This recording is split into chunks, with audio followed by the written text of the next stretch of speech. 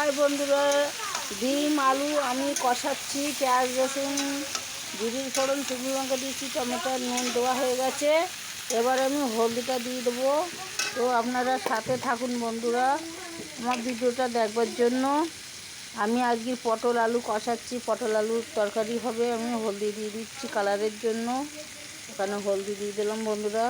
আর একটু নাড়াচাড়া করে নেবো, তো হয়ে যাবে। মশলা দেবো, একটু হলদিটা দিয়ে নাড়াচাড়া করে নিচ্ছি বন্ধুরা, সাথে থাকুন।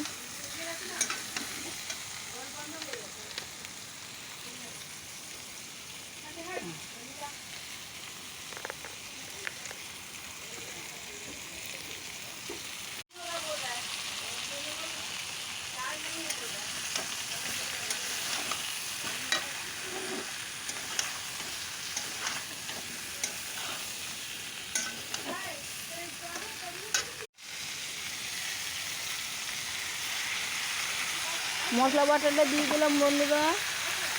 এবার একটু ভালো করে কষিয়ে নেবো। পটল আলুটা নিয়ে ঝোল দিয়ে দেবো। তো রান্নাতে গরম মশলা দেওয়া আছে, সব কিছু মশলা দেওয়া আছে বন্ধুরা।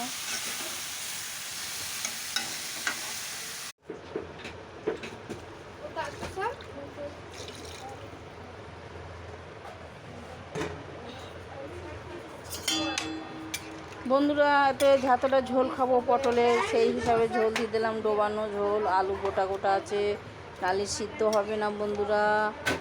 এই রান্নার ভিডিওটাতে আপনারা দেখছেন আমরা পটল গোটা গোটা নিয়েছি, কষিয়ে নিয়েছি। এতে গরম মশলাও দেওয়া আছে, যেরকম কি মাংস রান্না হয় ওই টাইপের রান্না হচ্ছে। ঝোলটা একটু গাঢ় হয়ে আসবে, তখন আমার তরকারির রেসিপিটা কমপ্লিট হয়ে যাবে বন্ধুরা।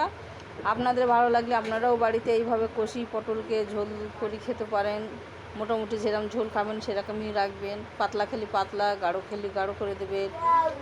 আর হেভি টেস্টি হয়। গরম মশলা সব মশলা একসাথে একটু দিই, ফিশি মিক্সারে আপনারা এইভাবে খেতে পারেন। তা বন্ধুরা, আমার ভিডিওতে যদি রান্নার রেসিপিটা খুবই ভালো লাগে আপনাদের, তো লাইক শেয়ার করে যাবেন, সাবস্ক্রাইব করে যাবেন, আর একটা ভালো করেই বন্ধুরা কমেন্ট করে যাবেন।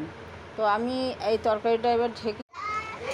হাই বন্ধুরা, আমার পটলের তরকারির রেসিপি কমপ্লিট হয়ে গেছে। এখানে দেখুন পটল সব উড়ে গেছে, ঝোল গা মাখা গেছে। আমি একটা বাটিতে এবার ঢেলে নেবো। তো আপনাদের দেখিয়ে দিলাম এই ভিডিওটা।